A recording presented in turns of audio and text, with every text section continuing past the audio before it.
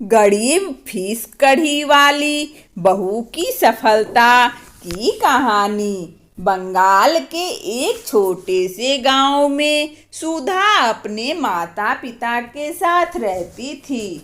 उसके पिता हर रोज बाड़ी से ताजी मछलियों को पकड़कर बाजार में बेचा करते थे। सुधा को भी मछली खाना बहुत पसंद था। उसकी माँ को अक्सर उसके लिए गर्मा गर्म भात के साथ फिश कड़ी बनाया करती थी। सुधा को अपनी माँ के हाथ की बनी फिश कड़ी इतनी ज़्यादा पसंद थी कि वो आए दिन अपनी माँ से फिश कड़ी बनवाती रहती। इसी तरह समय बीता और सुधा अब 30 साल की हो गई। सुधा, आज तुम मेरे लिए फिश कढ़ी बनाओ ना। कितने दिन हो गए तुमने मेरे लिए फिश कढ़ी नहीं बनाई। माँ, अरे बोल तो ऐसे रही है जैसे तुझे फिश कढ़ी खाए पता नहीं कितने दिन हो गए। अभी 3 दिन पहले ही तो मैंने तेरे लिए फिश कढ़ी बनाई थी। सुधा, अरे तो देखो तो पूरे 3 दिन हो गए तुमने मेरे लिए फिश कढ़ी नहीं बनाई।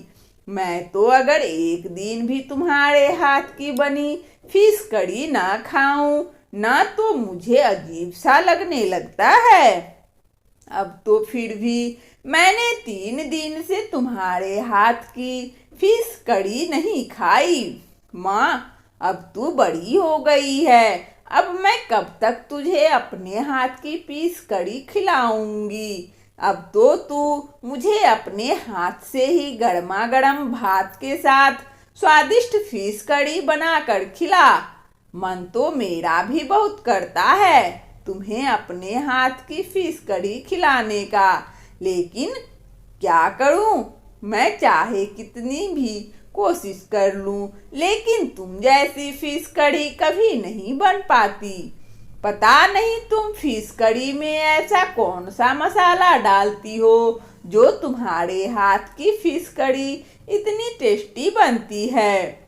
माँ, अरे ऐसा कुछ नहीं है। मैं फिश कढ़ी में वही सब मसाले डालती हूँ जो तू फिश कढ़ी में डालती है। सुधा, नहीं माँ, कुछ तो अलग है। जब मैं इतनी भी कोशिश करने के बाद तुम जैसे फिश कढ़ी नहीं बना पाती। माँ, अच्छा ऐसा है तो चल, आज मैं तुझे अच्छी तरह से फिश कढ़ी बनाना सिखाती हूँ। ललिता सुधा को अच्छी तरह फिश कढ़ी बनाना सिखाती है। तो अगले दिन सुधा घर में सबके लिए फिश कढ़ी बनाकर तैयार करती है। माँ, अरे वाह, आज तो फिश कढ़ी से बहुत ही अच्छी खुशबू आ रही है। सुधा, वो तो आएगी ही माँ। आज मैंने फिश कढ़ी तुम्हारे बताई हुई रेसिपी से जो बनाई है। आज तुम मेरे हाथ की फिश कढ़ी खाकर देखना, अपनी उंगलियां चाटती रह जाओगी। माँ, अच्छा तो चल आजा फिर जल्दी से परोस दे। सुधा सबके लिए खाना परोसती है। तभी उसके पिताजी भी खेत से खाना खाने के लिए आते हैं। सुधा की माँ, अरे बिल्कुल सही समय पर आए हैं आप। देखिए, आज हमारी बेटियों ने हमारे लिए कितनी स्वादिष्ट फिश कढ़ी बनाई है। सुधा के पिता, क्या ये फिश कढ़ी सुधा ने बनाई है? खुशबू तो बहुत अच्छी आ रही है। चल बेटा, जल्दी से खाना परोस दे, बहुत जोर से भूख लगी है। सीधा अपने माता पिता को खाना परोसती है तो उसके हाथ की बनी फिश कढ़ी खाकर वो दोनों अपनी उंगलियां चाटते रह जाते हैं। सुधा, अरे वाह बेटा, आज तो तूने फिश कढ़ी बनाने में अपनी माँ को पीछे छोड़ दिया। फिश कढ़ी का ऐसा स्वाद तो आज तक मैंने कहीं नहीं चखा। सुधा, क्या पिताजी आप भी खामखा में ही तारीफ कर रहे हो मेरी। माँ, हाँ मानती हूँ कि फिश कड़ी अच्छी बनी है, लेकिन इतनी भी अच्छी नहीं कि माँ के हाथ की बनी फिश कड़ी का मुकाबला कर सके। वो लोग खाना खा ही रहे होते हैं, तभी उसके घर उनकी एक पड़ोसन विमला काकी आती है। सुधा की माँ, आओ आओ विमला काकी, बहुत दिनों बाद आप आई हो मेरे यहाँ। आओ, आ जाओ, बैठकर हमारे साथ खाना खाओ। आज सुधा ने अपने हाथों से हमारे लिए फिश कड़ी बनाई है। विमला काकी, अरे वाह, फिश कड़ी अगर सुधा बिटिया ने बनाई है तब तो मैं जरूर चखूंगी, लेकिन उससे पहले जो बात कहने आई हूँ वो कह दूं मैं। सुधा की माँ, क्या हुआ विमला काकी, कोई बहुत जरूरी बात है क्या? विमला काकी, अरे जरूरी बात तो है। तूने उस दिन मुझसे कहा था ना कि सुधा के लिए कोई अच्छा सा रिश्ता मिले तो जरूर बताना। तो अब बस मुझे सुधा के लिए एक अच्छा सा रिश्ता मिल गया है, तो उसी सिलसिले में तुझसे बात करने के लिए आई हूँ। लड़का बहुत अच्छा है, खेती का काम करता है, ज्यादा तो नहीं लेकिन इतना कमा लेता है कि घर का खर्चा चल सके। और बाकी तुम भी जानते हो, हम जैसे गरीब लोगों के रिश्ते हम जैसे लोगों में ही अच्छा हो तो अच्छा है, वरना अमीर लोगों की है ना शादी करके तो लड़कियां जिंदगी भर पछताती है। सुधा की माँ, अरे आपने सही कहा काकी, अब वैसे ही मैं सुधा के लिए ऐसा ही लड़का चाहती थी, जो भले कम कमाता हो लेकिन अच्छा हो।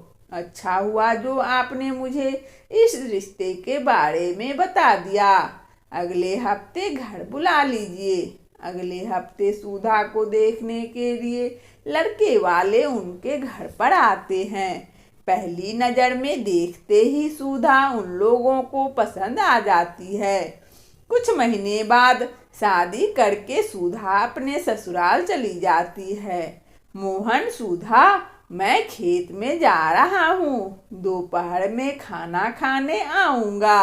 अगर तुम्हें कोई चीज़ चाहिए तो मुझे बता, मैं दोपहर में आते हुए ले आऊँगा। सुधा, नहीं नहीं जी, मुझे कुछ नहीं चाहिए, बस आप ये बता दीजिए कि मैं दोपहर में खाने के लिए क्या बनाऊं। मोहन, तुम्हारा जो भी मन हो तुम बना लेना। वैसे तो सब कुछ अच्छा ही बनाती हो तुम। जब हम तुम्हें देखने आए थे तो तुम्हारे हाथ का खाना बहुत अच्छा था, इसीलिए तुम्हारा जो भी मन हो तुम खुद बना लेना। सुधा, अच्छा, तो मैं आपके लिए आज फिश कड़ी बनाऊं? मैंने फिश कड़ी अपनी माँ से बनाना सीखी है। मेरी माँ बहुत अच्छी फिश कड़ी बनाती है। आप एक बार मेरे हाथ की फिश कड़ी खा लोगे तो हर रोज फिश कड़ी खाने मांगोगे। मोहन, अच्छा, अगर ऐसी बात है तो फिर ठीक है, तुम आज खाने में फिश कड़ी ही बना लेना। माँ को भी फिश कड़ी बहुत पसंद है, लेकिन बूढ़ी होने के बाद माँ से अब घर का काम नहीं होता। तुम आज फिश कड़ी बनाओगी तो माँ भी फिश कड़ी खाकर बहुत खुश हो जाएगी, लेकिन तुम्हें खुद बाजार जाकर ही मछली लानी पड़ेगी, क्योंकि मुझे अभी खेत में जाकर फसल की कटाई करनी है। अगर मैं मछली लेने जाऊंगा तो शाम को ही आ पाऊंगा, तो तुम दिन में कुछ और बना लो, शाम को फिश कड़ी बना लेना। सुधा, नहीं नहीं जी, फिश कड़ी तो मैं दोपहर में ही बनाऊंगी, आप चिंता मत कीजिए, मैं बाजार जाकर मछली खरीद कर ले आऊंगी। मोहन काम करने के लिए खेत में चला जाता है और सुधा बाजार जाकर मछली खरीद कर ले आती है। वह पूरे दिन मन से सभी के लिए फिश करी बनाकर तैयार करती है। दोपहर होते ही मोहन घर पर खाना खाने के लिए आ जाता है। सुधा सभी के लिए खाना परोस देती है। सास, अरे वाह बहू, आज तूने खाने में फिश करी बनाई है। फिश करी तो मुझे बहुत ही पसंद है, लेकिन जब मुझसे खाना बनाने में ज़्यादा मेहनत नहीं होती, इसीलिए कुछ आसान सा ही बना लेती हूँ। आज तो तूने खाने में फिश करी बनाकर मेरे मन को खुश कर दिया। फिश करी में से खुशबू तो बहुत ही अच्छी आ रही है। लगता है ये खाने में भी बहुत अच्छी होगी। सुधा, हाँ माँ जी, ये फिश करी मैंने बनाई है और ये मैंने अपनी माँ से सीखी है। आप एक बार खाकर देखिए, आपको बहुत पसंद आएगी। सुधा के ससुराल वाले जैसे ही उसके हाथ की बनी फिश करी को चखते हैं तो उन्हें उसका स्वाद बहुत ही पसंद आता है। सास, अरे सच में बहू, ये फिश करी तो बहुत ही अच्छी है। अब मैंने तो आज से पहले अपनी जिंदगी में कभी इतनी स्वादिष्ट फिश कढ़ी नहीं खाई। मैं तो कहती हूँ अब तू खाने में हर रोज यही फिश कढ़ी बनाइयो। इसे खाकर तो मुझे मजा आ गया। मोहन, सच में सुधा, ऐसी फिश कढ़ी तो बाजार में भी नहीं मिलती। अगर कोई ऐसी फिश कढ़ी बनाकर बाजार में बेचने लगे तो वो एक प्लेट फिश कढ़ी और चावल के लिए कम से कम 100 ले लेगा। अगर मैं तुम्हारे हाथ की बनी फिश कढ़ी को बाजार में बेचने लगूं तो थोड़े ही समय में लखपति बन जाऊंगा। सब लोग इसी तरह हंसी मजाक करते हुए खाना खा लेते हैं। अब कम से कम हफ्ते में 3 से 4 बार सुधा घर पर फिश कढ़ी बनाने तबीयत बहुत खराब हो जाती है। वो उसे अस्पताल लेकर जाते हैं तो डॉक्टर उनका ऑपरेशन करने के लिए 5 लाख का खर्चा बता देते हैं। मोहन समझ नहीं आ रहा, इतनी जल्दी मैं इतने सारे पैसे कहाँ से लेकर आऊं? हम जैसे गरीब लोगों के पास इतनी बड़ी रकम कहाँ से आएगी? मेरे पास तो ले देकर ये एक खेत ही है। इसे गिरवी रखकर ही अब मुझे माँ का इलाज करवाना पड़ेगा। सुधा, अरे कोई बात नहीं जी, खेत हमें दोबारा वापस मिल जाएगा, लेकिन माँ जी का ऑपरेशन करवाना भी बहुत ज़्यादा ज़रूरी है। आप जल्दी से जमींदार के पास जाकर अपने खेत को गिरवी रख दीजिए। मोहन अपनी माँ का ऑपरेशन करने के लिए अपने खेत को जमींदार साहब के पास फिर से गिरवी रख देता है। कुछ दिनों के बाद उसकी माँ की तबीयत ठीक हो जाती है, लेकिन अब उसके सर पर घर के खर्चे के साथ साथ जमींदार साहब का कर्ज चुकाने का बोझ भी होता है। लेकिन इस बार खेत की फसल बारिश की वजह से पूरी तरह बर्बाद हो जाती है, जिस वजह से वह जमींदार को पैसे नहीं चुका पाते। मोहन, अगर पहले दिन 3 महीने में मैं जमींदार साहब के पैसे नहीं चुका पाया तो मेरा खेत मेरे हाथों से चला जाएगा। मुझे तो समझ में ही नहीं आ रहा मैं क्या करूं। सुधा, आप बिल्कुल चिंता मत कीजिए, मैं जो कहती हूँ वो मेरी बात मानिए। मैं बाजार में अपना फिश करी का ठेला खोल लेती हूँ। आजकल खाने में बहुत कमाई है। बारिश कब फसल को खराब कर दे कुछ नहीं कह सकते, लेकिन फिश करी का काम तो हमेशा ही चलता रहेगा। मोहन, तुम ठीक कहती हो सुधा, लेकिन हमारे पास इतने पैसे कहाँ हैं कि मैं बाजार में तुम्हारा फिश करी का ठेला खुलवा सकूं। सुधा, अरे आप उसकी चिंता मत कीजिए, मैं अपने कुछ गहनों को बेचकर फिश करी का ठेला खोल लूंगी। फिश कड़ी का ठेला खोलने से ज़्यादा खर्चा भी नहीं आएगा। मोहन, ठीक है, अगर तुम्हें ये सही लगता है तो तुम यही करो। मैं तुम्हारे काम में तुम्हारी मदद करूँगा।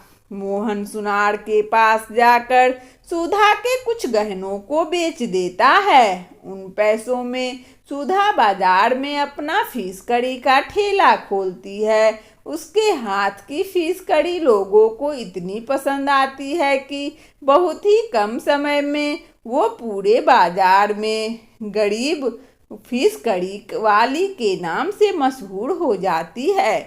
वो अपने फिश कड़ी के ठेले से इतने पैसे कमा लेती है कि 3 महीने की जगह 1 महीने के अंदर ही वो जमींदार साहब के सारे पैसे चुका देती है। 1 साल के अंदर उनका काम और इतना ज़्यादा बढ़ जाता है कि उन्हें गांव में अपना फिश कड़ी का ढाबा खोलना पड़ता है। मोहन भी अब सुधा के काम में पूरी तरह से मदद करने लगता है और धीरे धीरे दोनों मिलकर मेहनत करके गांव में अपना फिश कड़ी का रेस्टोरेंट खोल लेते हैं और जिंदगी में बहुत आगे बढ़ते हैं। वंदना स्टोरी चैनल में इस कहानी को सुनने के लिए आप सभी श्रोताओं को बहुत बहुत धन्यवाद। यदि हमारा कहानी अच्छा लगा हो तो कृपया लाइक और सब्सक्राइब अवश्य करें ताकि नोटिफिकेशन सबसे पहले आपको मिले। धन्यवाद।